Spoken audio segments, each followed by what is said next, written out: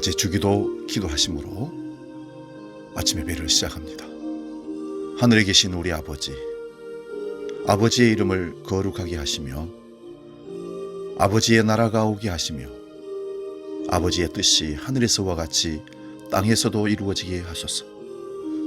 오늘 우리에게 일용할 양식을 주시고 우리가 우리에게 잘못한 사람을 용서하여 준 것 같이 우리 죄를 용서하여 주시고 우리를 시험에 빠지지 않게 하시고 악에서 구하소서. 나라와 권능과 영광이 영원히 아버지의 것입니다. 아멘.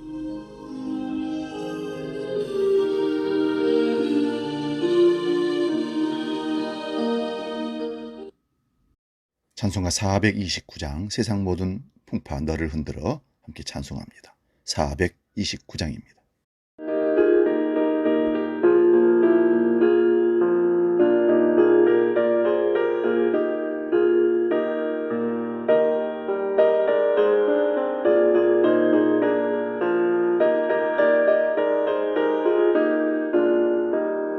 세상 모든 풍파 너를 흔들어 약한 마음 낙심하게 될 때에 내려주신 주의 복을 세어라. 주의 크신 복을 내가 알리라. 받은 속을 세어보아라. 크신 복을 내가 알리라.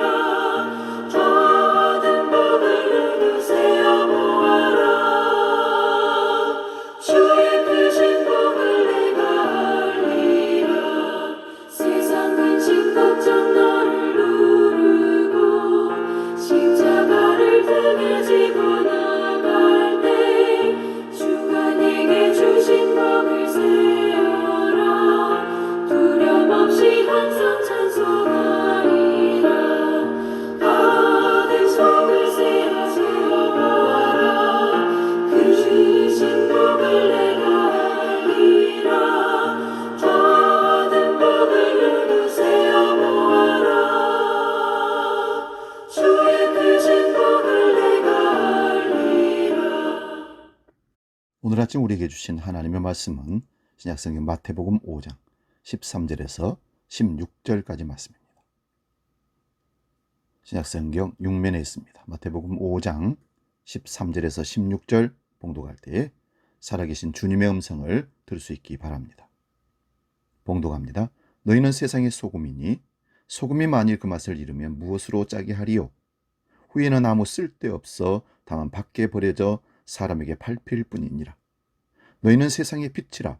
산 위에 있는 동네가 숨겨지지 못할 것이요 사람이 등불을 켜서 말 아래에 두지 아니하고 등경 위에 두나니 이러므로 집안 모든 사람에게 비치느니라.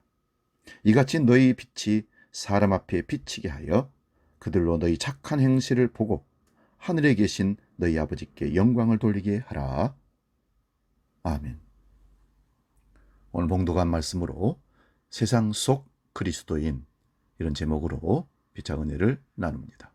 세상 속 그리스도인. 세상 속 그리스도인이라는 것은 세상 안에 살지 아니하면 세상에서 우리는 살 수 없는 사람이다, 이런 뜻입니다.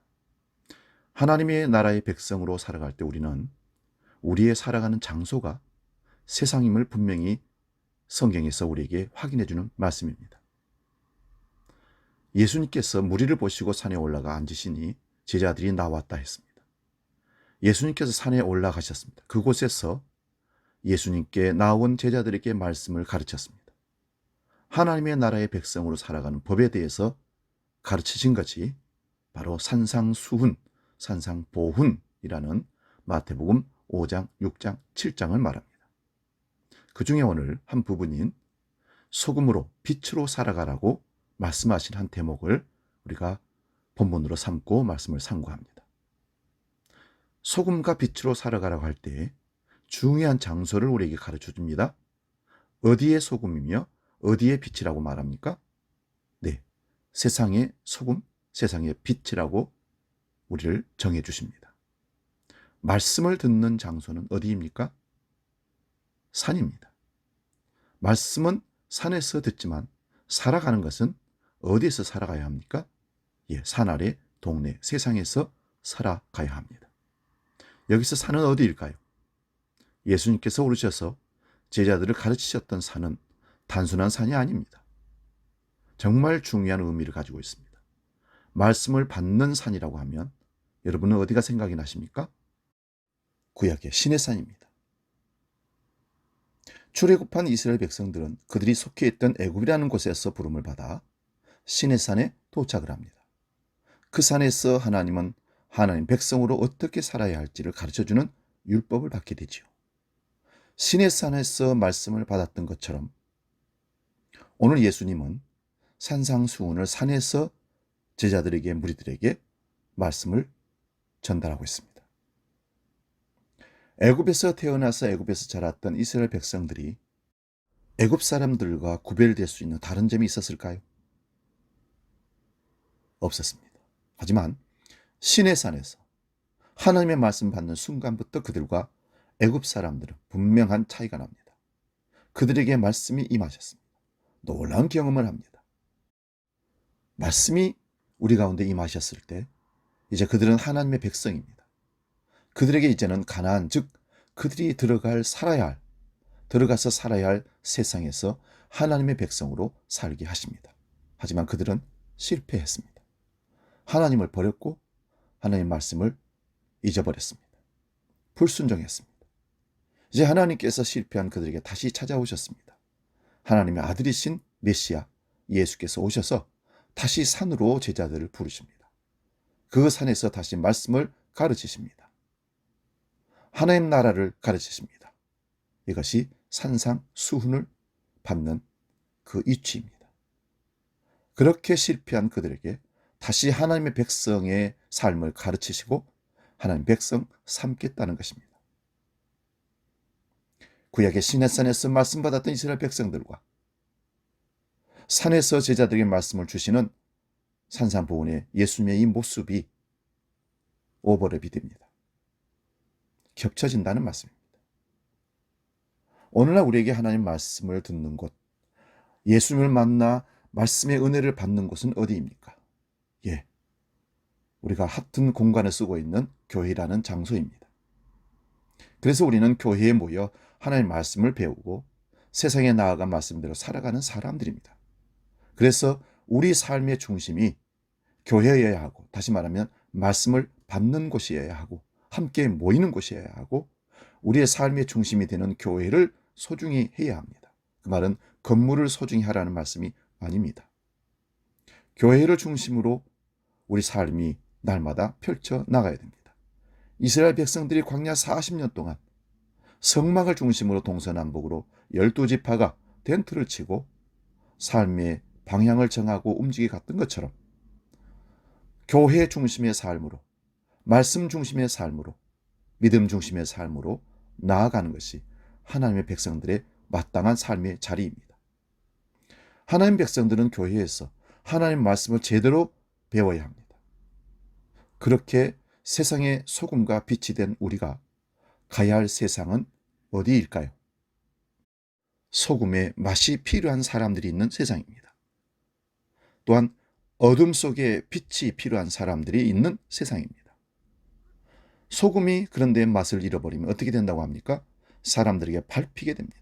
왜 밟힙니까? 필요가 없기 때문입니다. 불을 켜서 말 아래 두지 않는 이유가 무엇입니까? 말은 그릇입니다. 그릇을 등불 위에 덮어두면 빛이 사라집니다. 빛을 높이 들어 등경 위에 두어야 산 위에 빛나는 동네가 되어야 사람들에게 필요한 것입니다. 세상의 소금으로서의 맛, 세상의 빛으로서의 밝음은 소금과 빛이 필요한 세상 사람들에게 가야 할 우리 위치와 장소를 가리키는 말씀입니다. 그들은 예수님을 필요로 하는 사람들입니다. 마태복음 4장 24절을 보면 모든 앓는 자, 각종 병에 걸려서 고통당하는 자, 귀신 들린 자, 간질하는 자, 중풍병자들이 예수님께 모여듭니다. 예수님은 그들을 고쳐주셨습니다. 세상의 소금과 빛이 되는 것은 우리가 세상에 누군가에게 필요한 사람이 되는 것입니다. 가장 가까이에 있는 아내에게, 남편에게, 자녀들에게, 부모에게, 친척과 동기들에게, 이웃들에게 나는 필요한 존재인가? 즉 소금과 빛이 되어서 그들에게 필요를 채워줄 수 있는가? 항상 우리는 돌아봐야 됩니다. 그런데 예수님을 필요로 하는 그 무리들 중에서 제자들에게는 산상수훈의 말씀을 전해 주십니다. 그 산상수훈의 첫 번째 팔복을 말씀해 주십니다. 그리고 그들에게 강조한 것이 무엇입니까? 천국이 너희들의 것이다. 천국이 너희들의 것이다. 고통받는 그들, 살고 싶은 그들, 가정의 문제, 건강의 문제, 정신의 문제, 해결하지 못한 수많은 현실의 문제 앞에서 죽어갈 수밖에 없는 천국을 꿈도 꾸지 못했던 그들에게 천국이 너희들의 것이다라고 선언하십니다. 가난하고 애통하고 세상의 힘과 권력에 박해받는 그들을 향해서, 현실의 문제에 고통받는 그들을 향해서 천국을 꿈꾸게 하신 주님입니다. 이것이 바로 세상의 소금과 빛으로 세상 가운데 가서 내야 할 우리의 맛과 빛입니다. 그리고 우리는 세상에서 외쳐야 합니다. 오직 예수밖에 없음을 외쳐야 합니다. 그것이 바로 우리의 맛입니다. 오직 예수, 현실의 문제에 부딪혀서 어쩔 수 없는 자들을 향해 오직 예수밖에 없는, 답이 없다고 외치는 그것이 우리의 맛을, 우리의 빛을 드러내는 세상이 될 것입니다. 다시 본문 13절을 봅니다. 너희는 세상의 소금이니. 그리고 14절을 봅니다. 너희는 세상의 빛이라. 선언하셨습니다. 소금이니 빛이라. 소금은 우리의 사명입니다. 녹아지고 맛을 내고 없어져야 할 우리의 모습입니다. 사라집니다. 나는 사라지고 그리스도 예수의 생명의 복음만 전해지는 겁니다. 그리고 빛은 우리의 신분입니다. 우리가 다 드러나게 됩니다. 그래서 등불을 켜서 마라에 두지 아니하고 등경 위에 두나니 이러므로 집안의 모든 사람에게 비추느니라. 그러면서 16절에 이같이 너희 빛이 사람 앞에 비치게 하여 너희 신분을 드러나게 하여 그들로 너희 착한 행실을 보고 하늘에 계신 너희 아버지께 영광을 돌리게 하라. 복음 증거 전파는 입이 아니라 삶입니다. 그래서 신앙은 생활이라고 얘기합니다. 신앙 생활. 오늘 소금과 빛으로 신앙 생활 할 수 있기를 바랍니다. 기도하겠습니다. 살아계신 아버지, 오늘 산상수훈의 말씀, 우리가 그토록 많이 읽고 들었던 말씀, 너희는 세상의 소금이라 빛이라 말씀하십니다. 그래서 오늘 우리는 세상 속의 그리스도인이라는 사실을 다시 발견하고 신앙생활 할 수 있기를 원합니다. 우리에게 믿음 주시고 행할 수 있는 담대한 능력과 결단력도 허락하여 주옵소서. 그리하여 우리로 세상 사람들이 하나님께 영광 돌리게 하여 주옵소서.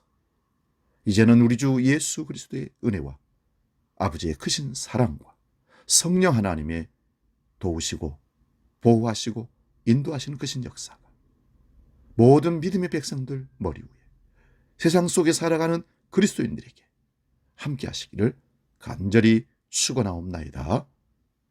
아멘.